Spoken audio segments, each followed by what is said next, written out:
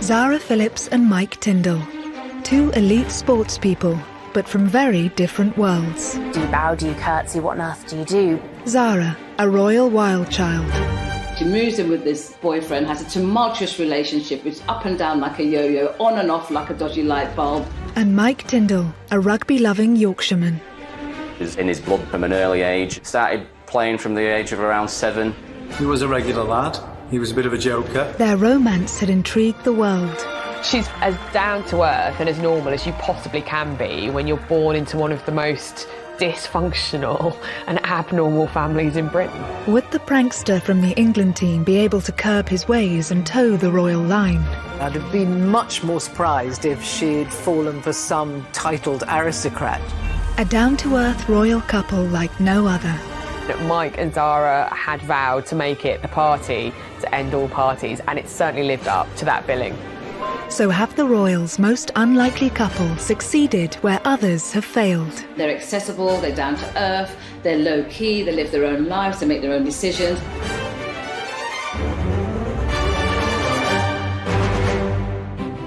Edinburgh, 30th of July 2011.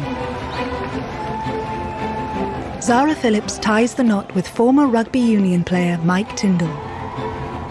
They looked incredibly happy, as everyone should on their wedding day. It was a very low-key affair, what you'd call, I guess, a traditional family wedding. Their wedding took place away from the spotlight. It was a far cry, perhaps, from Mike's humble beginnings and Zara's very privileged start in life.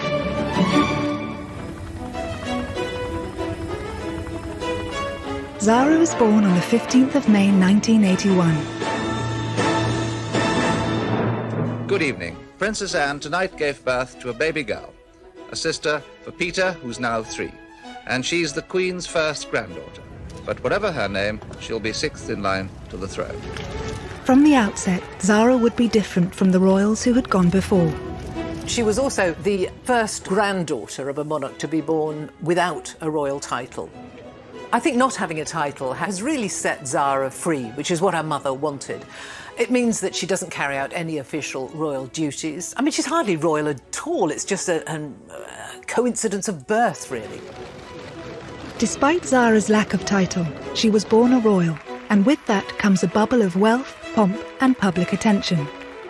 Princess Anne wanted her children to have as normal an upbringing as she could give them. That meant shielding her from the pressures she was born into. Zara went to a local primary school. Her only royal head start was an introduction to the world of equestrianism.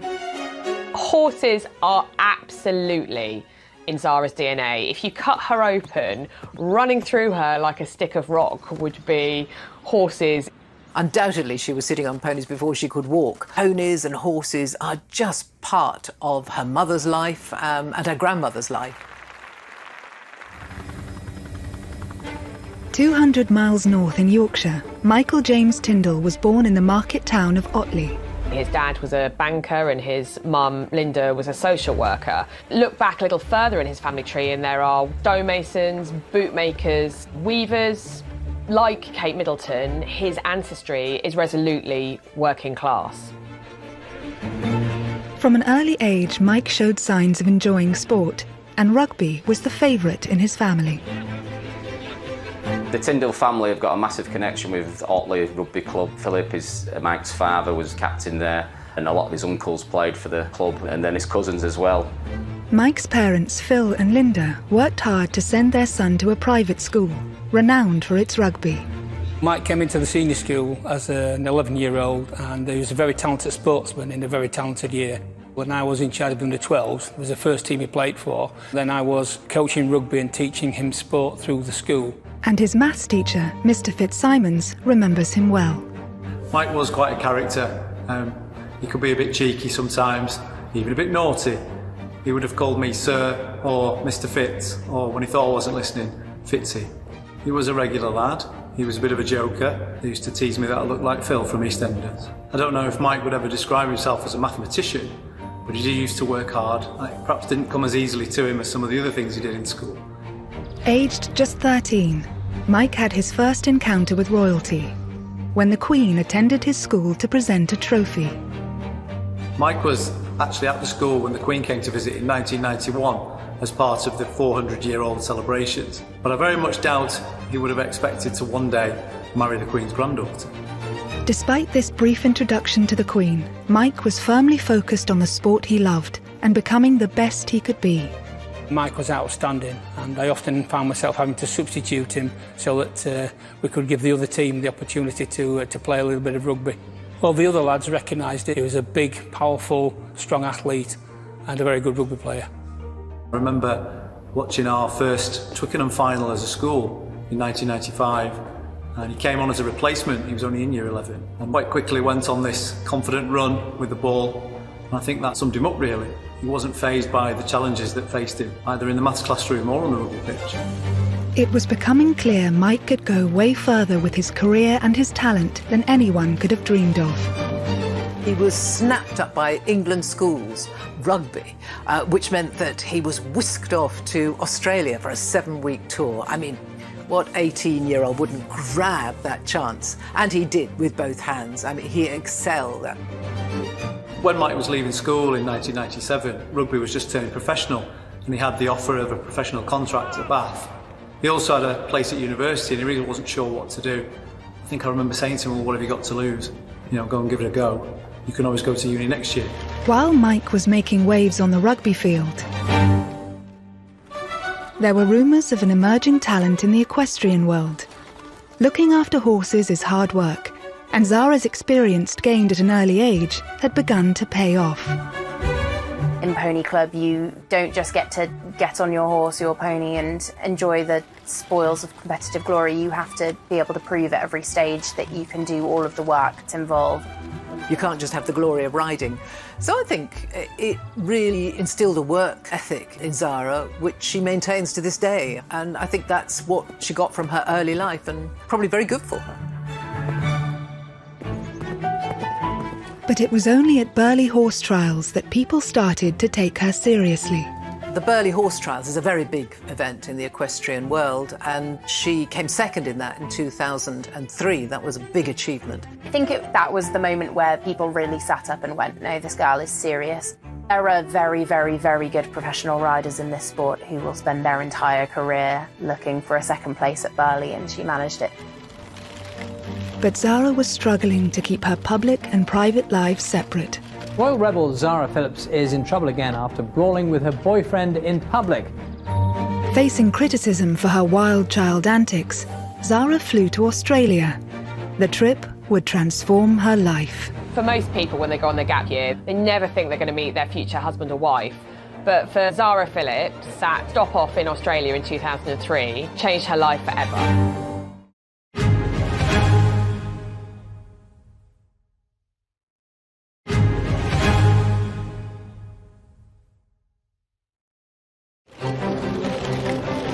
In the winter of 2003, Zara Tindall fled from the prying eyes of the British media to Australia. In 2003, Zara was doing what a lot of women in their early 20s were doing, and she was on a gap year. A stormy 4-year relationship with ex-partner Richard Johnson had caused both her and the royal family some difficult moments. Her relationship with her previous serious boyfriend, jockey Richard Johnson, was described as fiery and turbulent. There were suggestions that the couple sometimes were a bit overly physical with one another. Royal rebel Zara Phillips is in trouble again after brawling with her boyfriend in public. Jenny Bond has analysed a 13-page spread of Hello magazine, published in January 2002.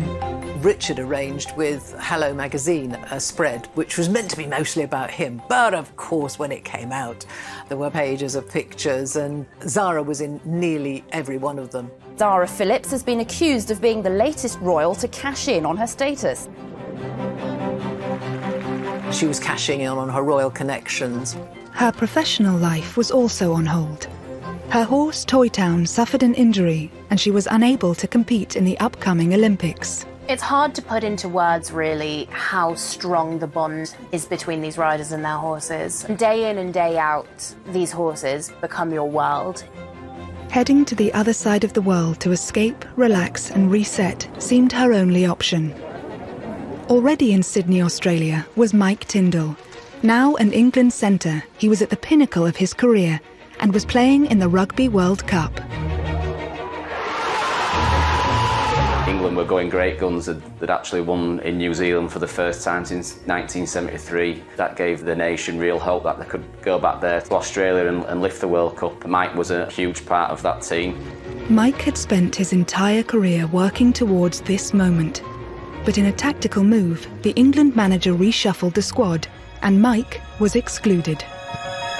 Mike had a massive setback when he was dropped for the semi-final. As a professional sportsman, it gets to be a horrible experience because, you know, if your team does go on and win, it's highly unlikely you'll be in the final itself, but you still want all your mates to do well. Joined by two teammates, Mike went to the exclusive Manly Wharf bar in Sydney. Here they could drown their sorrows. Zara was heading to the same bar with friends, planning to watch the rugby. And one evening, she walked into a bar, as you do, and who was there but Mike Tindall? Mike was probably quite sullenly drinking his way to the bottom of a pint glass, and Zara had been out with all her girlfriends having a lovely time. I don't think any sparks flew, but Mike remembers it fondly, saying, of course, she was absolutely stunning, but they didn't talk that much. It was only when Zara was leaving and asked mutual friend Austin Healy to give Mike her number that he realised she might want to meet again. And so it wasn't some great fairy tale meeting. They met in passing, they had some mutual friends. She knew some of his teammates. Any thought of romance had to be put to one side, as Mike had a job to do, to play in the Rugby World Cup final. It's funny how all that happened in the same short space of time, getting Zara's phone number and the same time that he's drowning his sorrows after being dropped from the England semi-final. As a professional sportsman, I'm sure it might have not been the first thing on his mind. I think getting back in the team would have been paramount to him, but obviously that was something that was there in the background. Sydney, the 22nd of November 2003, the day of the Rugby World Cup final. By the time the game began, an estimated 50,000 people were packed into the narrow streets of the Rocks, the former docks area of Sydney alone. Mike was back in the team. We were able to make contact with Mike a couple of days before and wish him well, but the whole school was certainly intent on watching. And the tension as we went into extra time. England won 2017. For England to go on and win was absolutely brilliant. And we were so pleased for the team and for Mike in particular, as one of our own. Back in the UK, Mike and his teammates were welcomed as heroes. There must be millions of people there. Never ever thought I'd see this for an England rugby team. Just a massive thank you for everybody who's here. Just absolutely brilliant. Thank you.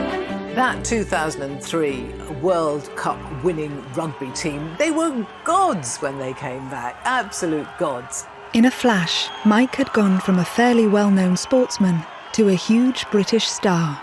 And so I think a lot of that stardust rubbed off actually on Mike and was an extra attraction for Zara. Mike now had a taste of the media scrutiny that Zara knew as a royal. But his grassroots background helped him to take it all in his stride. Zara and Mike began a secret courtship, and royal observers were soon taking an interest. They're fiery people, and they often have a great sense of humour. They're kind of people who work hard and play hard, and I think that's what Mike and Zara had from the offset. I think they had fire in their bellies and fun in their hearts. There were rumours that Zara was keen for Mike to share her love of horses. She even persuaded him to get in the saddle. You'd need a fairly robust sort of horse, I think, to carry any sort of world-class rugby player, but certainly in the very beginning of their relationship, I think Mike did take to the saddle a few times. And what I gather, Zara found him quite unteachable because he only wanted to gallop. So his riding career, I don't think, lasted particularly long. The pair soon became inseparable. Never been surprised, actually, that Mike Tindall and Zara got together. I mean, he is a down-to-earth rugby Yorkshire lad, and I think that's exactly what Zara liked about him. What did he like about Zara? I mean, what is not to like about Zara? She's got a dirty sense of humour, she's incredibly good-looking, she's game for a laugh, she'd probably drink him under the table. And I think Mike Tindall was the kind of guy who absolutely loves all those qualities in a girl.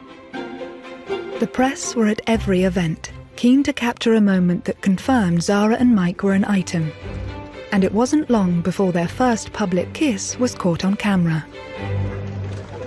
Pictures of them quite often, obviously enjoying one another's company, in love, and I suppose breaking royal protocol, if you like. They were kissing and cuddling. I think Zara's a very tactile person. With the pair settling into their romance, the biggest test for Mike would be meeting her family and winning the royal seal of approval.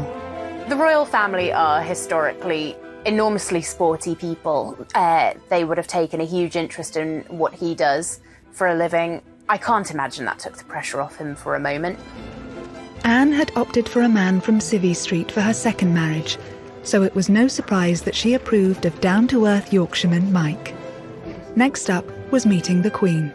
Do you bow, do you curtsy, what on earth do you do? But I think he was probably very well prepared, and I expect he probably found it perhaps easier than he expected to. Mike was always a very laid-back character. Whilst obviously very intense with his sport, he took things in his stride, and I think that's probably helped. I remember a conversation with Mike's mum and dad here in school. Mike was going out with Zara, and they'd actually recently met Princess Anne, and despite not knowing what to expect, they described her as being very down-to-earth and made them feel very at ease, which was lovely. Mike was soon approved by the sport-loving royal firm. If the royals are a horsey family first, it's fair to say they're a rugby family second. They're all very keen rugby supporters. Zara is a very keen rugby supporter. Anne has been a patron and supporter of rugby. As the romance blossomed, commentators saw a change in Zara. Pre-2003, Zara had been kind of gossip magazine fodder, really. She was in and out of tabloid newspapers. So when she started going out clubbing in London, she's very good looking, very blonde. She commanded a lot of attention. Photographers wanted to take her pictures. She didn't really give two hoots about the press. She'd often kind of stick her figures up, or she'd be seen, you know, with a fag or a drink. She just didn't care. And so, of course, her reputation was that she was a really good time girl, and she didn't really care who knew it. She was dubbed at one point the Royal Rebel because it was at Prince Charles's 50th birthday party, I think, that the press spotted that Zara had had her tongue pierced. And so, shock horror, it was all over the newspapers. I don't think her mother minded. By all accounts, her mother just said, well, I hope you can still eat, that's all. She just let her get on with it. Mike's work ethic seemed to be rubbing off on Zara as she headed back into her professional career. I think Mike helped get Zara back from that disappointment of not being able to compete in the Olympics. He supported her very much in training hard and setting new goals for her. They were a great team right from the offset. It soon brought results. Zara's confidence is clear from this footage, and she won the FEI World Equestrian Games in Aachen. Before their relationship started, Zara was already very much a successful athlete in her own right. She had a training system that she'd been crafting through the years. It can be an extraordinary partnership to have two high-performing athletes come together. That was demonstrated perfectly at the Sports Personality of the Year. The BBC Sports Personality of the Year for 2006 is Zara Phillips. Where Mike's pride for Zara was clear, in the midst of leading figures from the sporting world. I don't know if many boyfriends could be convinced to be at every single event every weekend, but certainly Mike's been able to support Zara through the competitions where the pressure's on and it really matters. By the time Mike's major games came along in the peak of his career, Zara's horses were turned out in a field for the winter and enjoying their holidays. Mike was now very much part of the royal family. Mike and Zara just seem solid. I think there is obviously a huge amount of love in their relationship. If you watch their body language, they're always smiling, they're very tactile, they're very warm, they seem comfortable in their own skin and they seem comfortable together. Zara's next big goal was to compete in the 2008 Olympics with her horse Toy Town. How big a deal is the Olympics? Is it the absolute ultimate for you? Toy Town going to cope? Is he well at the moment actually and fit? Because obviously he was injured for Athens, wasn't he? So. Yeah, I mean, yeah, he's fine at the moment, and yeah, well, he's going the right way. Put it that way. Olympics business aside, the world awaited an important announcement. There have been these little rumours about a secret engagement. I'm not seeing a ring, so is there any truth in any of that? I wish you guys would get a new question. Come on, it's been in the papers, you're planning a secret. Well, it must be true then. So are you denying it completely then? No secret, I'm not engaged. No wedding I'm not engaged, everyone, okay, I'm not engaged. It would take Mike another 2 years to make his move. We were together for 7 years, actually, living together, before he finally popped the question. Quite a laid-back fashion, I think. It was just before Christmas. They were sitting on the sofa watching a film. For all that Zara likes to be ordinary, she's never going to get away from the fact that her granny is the queen and her mum is a princess and her uncle is going to be the next king. So there are hoops that have to be gone through and formalities that have to take place. And permission had to be given for them to marry because of Zara's position in the royal family. Obviously that was forthcoming. And it seems that Mike slotted in very well. December 21st, 2010. Just a month after Prince William announced his engagement to long-term partner Kate Middleton, Zara and Mike broke their news. They planned a low-key and private wedding. I think in a way it was a masterstroke deciding to have the wedding up in Edinburgh at Canongate Kirk because it's such a small building. They were able to fly under the radar just a little bit. Both Zara and Mike are just incredibly normal people, I think. It can't really be said enough how easy it is to forget who they are because they fit into both of their worlds and one another's worlds so incredibly easily. They both get on with what they're doing, they both work hard. The couple were keen to keep their married life as down-to-earth as their courtship. So would it be wedded bliss for the party-loving pair? It was much more a rugby piss-up than a sedate royal wedding. Pictures emerged of him with his arms wrapped around a girl. He splashed over some papers.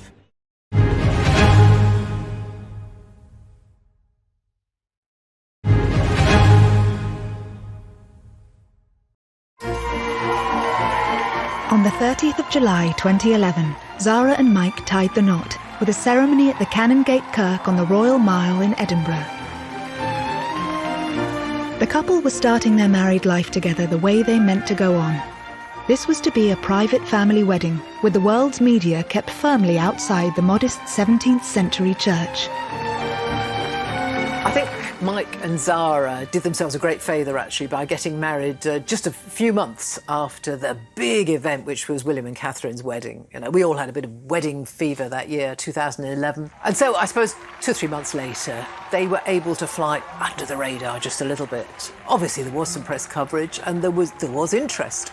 About 6,000 people gathered outside Canongate Kirk in Edinburgh. But it's not a church that many of us know anything about, and it's nothing like the glamour and the decor of Westminster Abbey. The broken-nosed bridegroom got to the church more than an hour early, accompanied by his best man, fellow rugby player Ian Bullshaw. Mike arrived chewing gum, actually. He got a bit of stick for that, but hey, I know, bridegroom with fresh breath, nothing wrong with that, I don't think. Obviously, there was an incredibly impressive guest list.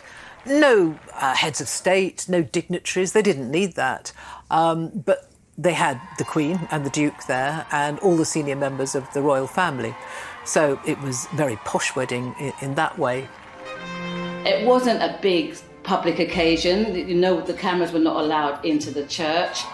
She turned up looking very beautiful and very, very happy. They had lovely weather, but it was very, very low-key.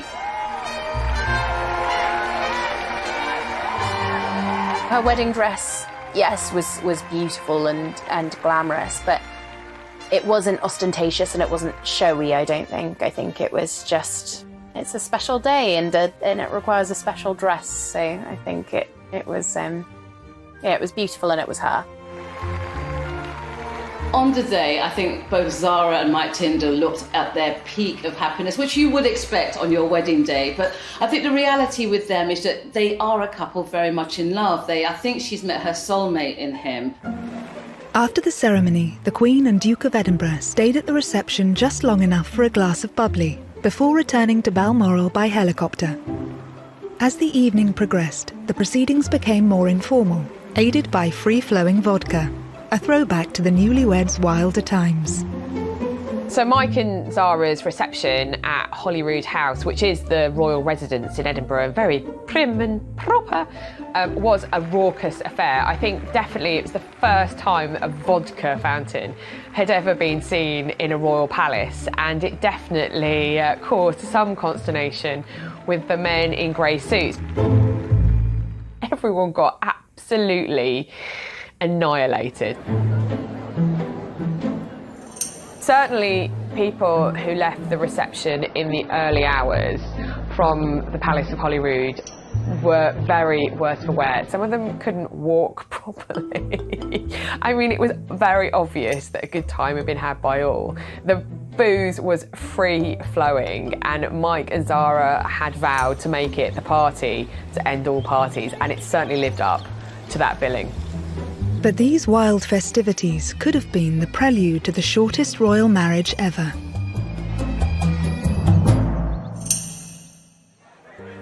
Just 6 weeks after the wedding, the bridegroom was caught on CCTV with old flame Jessica Palmer in a bar in New Zealand after England had beaten Argentina in the Rugby World Cup. The footage was posted on the internet, and the story was picked up by newspapers in New Zealand and back home in Britain. In typical Zara form, she just sort of, she just broached the subject. She found out what was going on. It was, in fact, an old girlfriend of Mike's, Jessica Palmer, and he explained that it was just two mates larking around, you know, a few drinks, having a laugh and a bit of a wrap-around. And she understood that. She rang Jessica, apparently, talked it through, and in a very mature way, just put it behind her. She probably slapped him on the wrist or something when he got back. But I think it does show the resilience and the strength of their relationship. Reports differ as to kind of how Zara reacted, but it didn't seem to dent their relationship. And I think that's one of the reasons their relationship has endured and actually strengthened, because not only did Zara believe him and just moved on, she was secure enough to just accept what Jessica said, accept what her husband said, and move on. Zara soon put Mike's late-night antics behind her. Just 9 months after hitting the headlines for all the wrong reasons, she did so for the right reasons.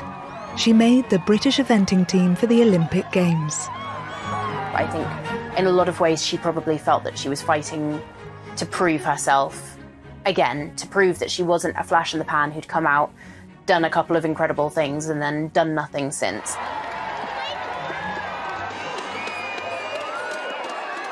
Zara's greatest success to date, and she may well go on to have other great successes, was in the 2012 home Olympics, the London Olympics. She'd been heartbroken to miss both the previous Olympics because of injuries to her horse, but this time she was fit and so was her horse. And they did very well. She stayed in the village, she enjoyed the whole Olympic experience. And a very exciting time for you, this. Yeah, I'm very happy to be part of it, and, you know, hope we can, all five of us can do an awesome job. She came 8th in the individual, but in the team sport, the eventing, they won silver medal. Can you hold them up then? Can we have a look? Yeah, just a big hooray! Cheesy grins. Yay! Zara's success in the saddle mirrored Mike's achievements on the rugby field. It was a sure sign that the couple had a lot more to offer each other than people may have first thought. Mike Tindall was a rugby player at the top of his game, and having somebody there to inspire you, to push you, to support you, to nurture you, that you can bounce ideas from, that can stimulate you, that can make sure that you get up for training, that must have been an advantage in their relationship for both of them. Mike knew what it took to win, and I think that really helped Zara. I think it really actually helped her believe in herself as much as anything, because she's a very talented sportswoman, but obviously you have to be able to believe in your head that you can do it to actually then be able to go and achieve it. Zara's mum, Princess Anne, had played a major role in bringing the Olympic Games to London. Of course, she was a famous horsewoman herself and had missed out at the Olympic Games in Montreal. So I think she would have been slightly bittersweet, obviously, that she hadn't managed to win an Olympic medal. But knowing Princess Anne, I think that she would have been, if she'd have had to choose between having an Olympic medal herself or her daughter winning one, she definitely would have wanted her daughter to win one. And of course, she watched her win it, and she was absolutely delighted. And who pops up to give you your silver medal but your mum? And so that was a nice family moment. Tell me how that... Yeah, it was awesome. Obviously, she's part of the IOC, so... You were expecting it. It wasn't a huge surprise. I thought they might do it. Yeah. So, no, it was cool. It was really, you know, to get a medal anyway is amazing. Of course, it was very special for Zara to have her silver medal put round her neck by her own mum, who shook everyone else's hand, but with Zara, Anne, who is not demonstrative at all, leant forward and gave her daughter a kiss on both cheeks. I mean, a magic moment, both for mother and daughter. It's rare for Princess Anne to sort of show emotion publicly, but you could really see on her face just absolutely how proud and delighted she was. Zara's sporting achievement marked a change in the royal, who had shown her potential in her own right and had made people take her seriously. Now the Tindalls were a force to be reckoned with. They demonstrated how modern royals could function both as individuals and as a couple. Zara and Mike Tindall are a good example of a modern royal couple. I mean, they're accessible, they're low-key, they live their own lives, they make their own decisions. They're not part of the royal family in that we don't pay for them, so I guess the press and the public have less expectations of them. They can do what they want and we let them get on with it. The thing about Mike and Zara is that they're very practical, very accessible, very tactile. They are the most normal and delightful couple. So I suppose that gives you a more human face of royalty, if you like. The pair have always been keen to do their own thing, and that means paying their own way. After Zara's ill-fated hello shoot with her ex-partner, she's been careful to make sure that their means of funding their lifestyles flies under the radar. Their sponsorship deals are carefully crafted to enhance brand Tindall. Zara is making the most out of being seen as the embodiment of country life. I think for brands like Land Rover and Rolex and the clothing brand Musto with which Zara works, she is absolutely manna from heaven, because not only is there kind of the royal cachet, but also she's a very kind of quintessential Brit, and that essence of Britishness and what it means to be British and the countryside and the horse riding and the slightly posh, slowly pony, it means that she is marketable around the world. Zara's always been quite savvy with how she's worked with companies, and she does represent quite a unique asset because, of course, she's a very successful rider, she's a beautiful woman, and she's a royal. I want a new instructor, please. He's rubbish. She's had a long-standing partnership with Land Rover, who have a history of supporting eventing, and so she's able to keep the boat afloat using sponsorships in much the same way that other riders do. It's a fact of life in the business. There is nobody paying the bills just for somebody riding and winning. Prize money is minimal in our sport, and so being creative with business partnerships is what pays the bills at the end of the day. As part of her deal with Land Rover, Zara featured in an advert wearing a mud-splattered white evening gown and stilettos. She just looked like a supermodel. She was, perfect endorsement. She looked glamorous, she looked aspirational, you can see why she would appeal to so many brands. I thought that was a very clever advert because it sums up her appeal. She's not precious, she doesn't stand on ceremony, even when dressed in a ball gown, she doesn't care if she gets it dirty, it's fine, that's what dry cleaners are for. She's as normal as you possibly can be when you're born into one of the most dysfunctional and abnormal families in Britain.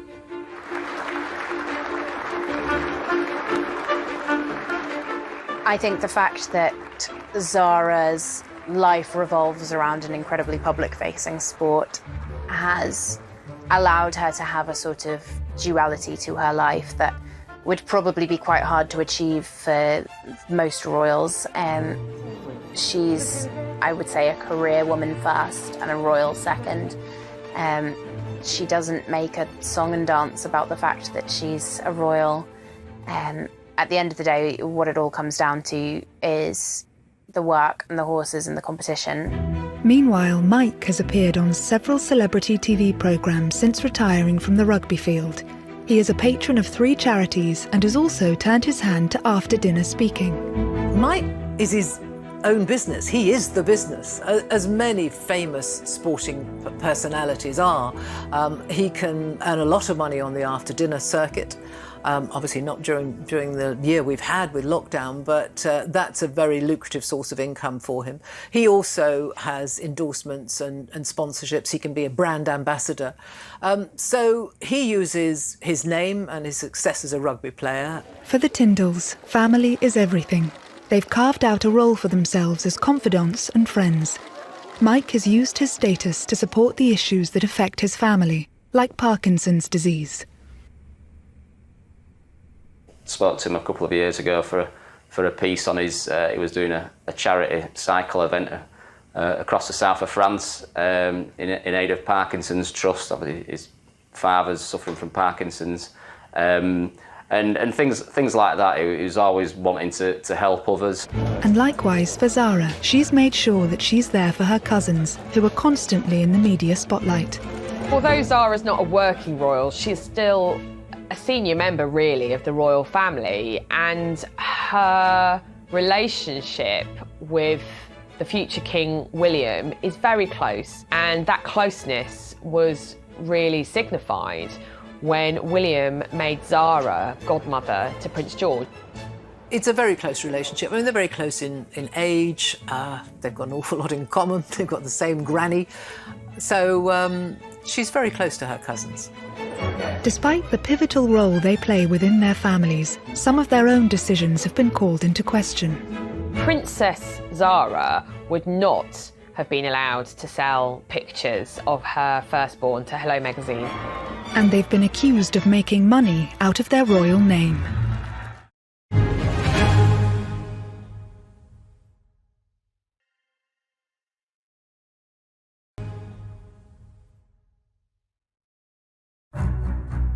Life has been good for the Tindalls. They've made a decent living and settled on the Gatcombe Park estate, close to Zara's mum, Princess Anne.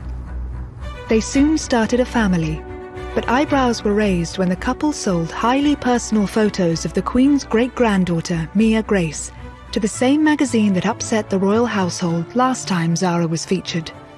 The first real pictures we saw of Mia were in Hello magazine, which of course they were paid for. Which did raise some eyebrows because, of course, it is still the Queen and Prince Philip's great-granddaughter. Speaking to journalists, Mike had a logical explanation for going public with the pictures. We did it because people wanted it, and we had control over it. We had those photos done anyway. So it was more because people seemed to want it rather than anything else. Did you have to ask permission from the in-laws or not really? I'm not going to talk about Fair it. enough. Doing a photo spread in Hello is an absolute no-no for a working member of the royal family. But as daughter of a princess and not a prince, Zara was not born with a royal title. So there was nothing to stop her and Mike selling their baby photos. They took the criticism in their stride and refused to be drawn on it further. Before long, interest in the accusations died down, and Zara and Mike adapted well to combining parenthood with their busy careers. But life was about to get more difficult for them both.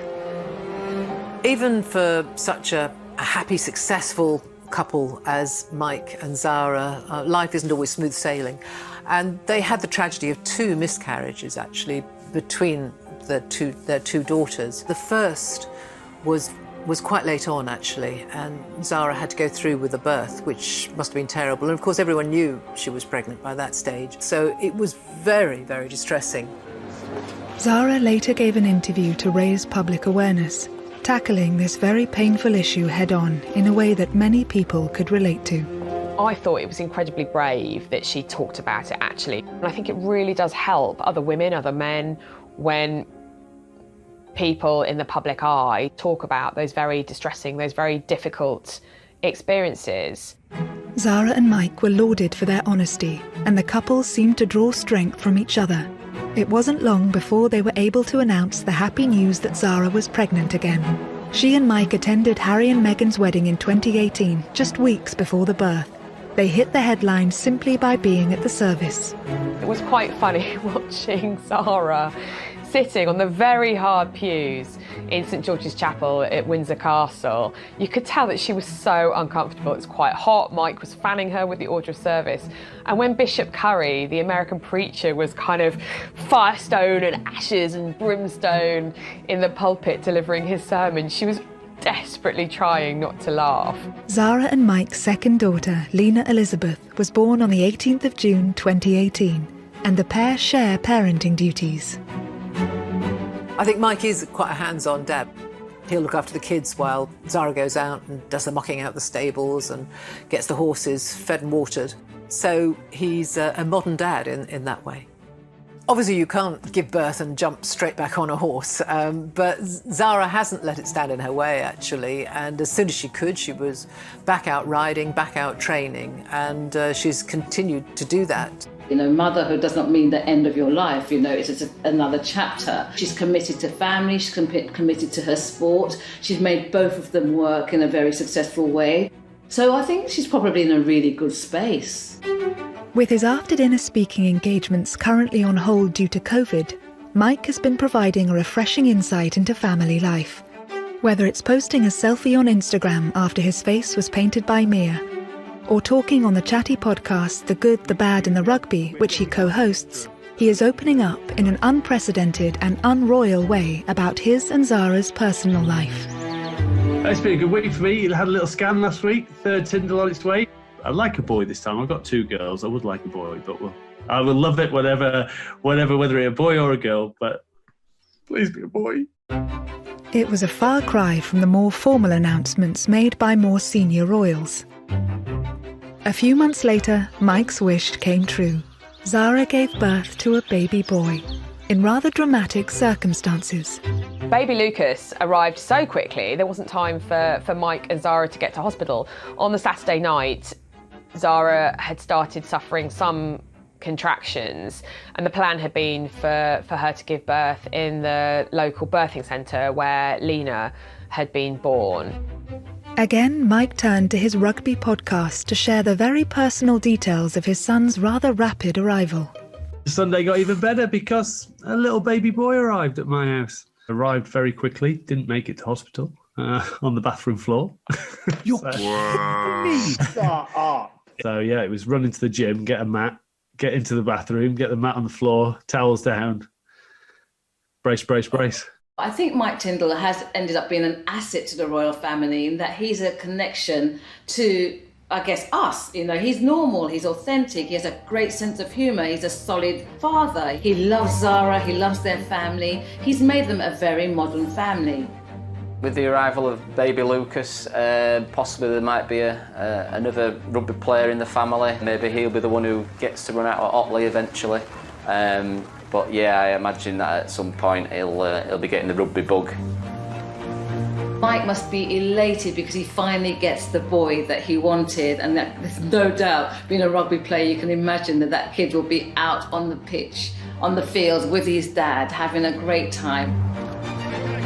In typical Mike Tindall style, he had joked that he would call the baby a COVID name like Covey or Covina, born during the time of COVID. But in the end, he and Zara chose very normal names, Lucas Philip Tindall, for the little baby.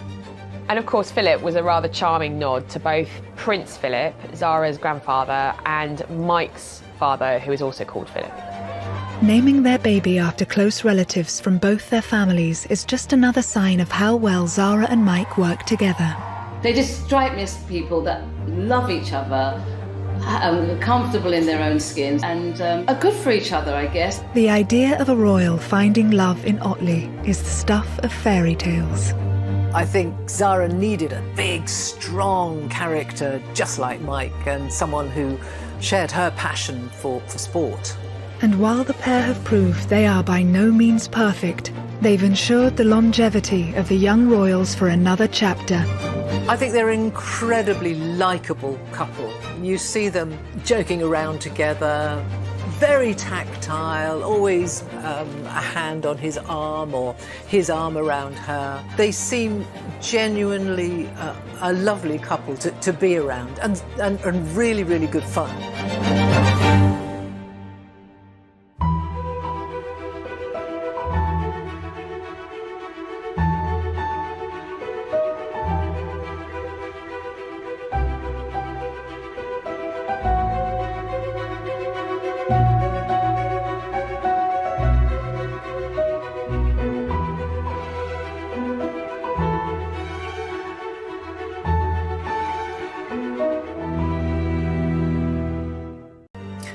She just broached the subject. She found out what was going on. It was, in fact, an old girlfriend of Mike's, Jessica Palmer, and he explained that it was just two mates larking around, you know, a few drinks, having a laugh and a bit of a wraparound.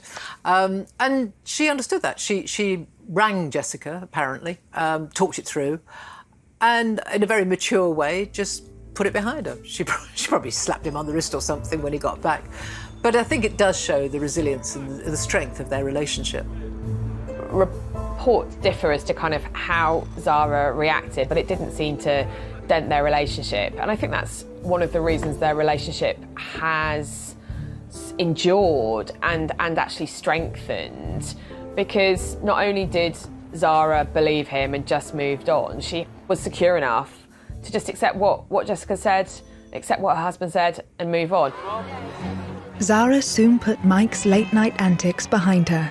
Just 9 months after hitting the headlines for all the wrong reasons, she did so for the right reasons.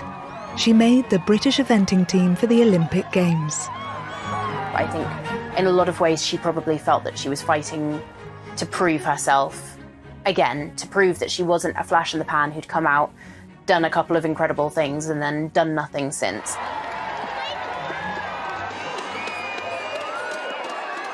Zara's greatest success to date, and she may well go on to have other great successes, was in the 2012 home Olympics, the London Olympics. She'd been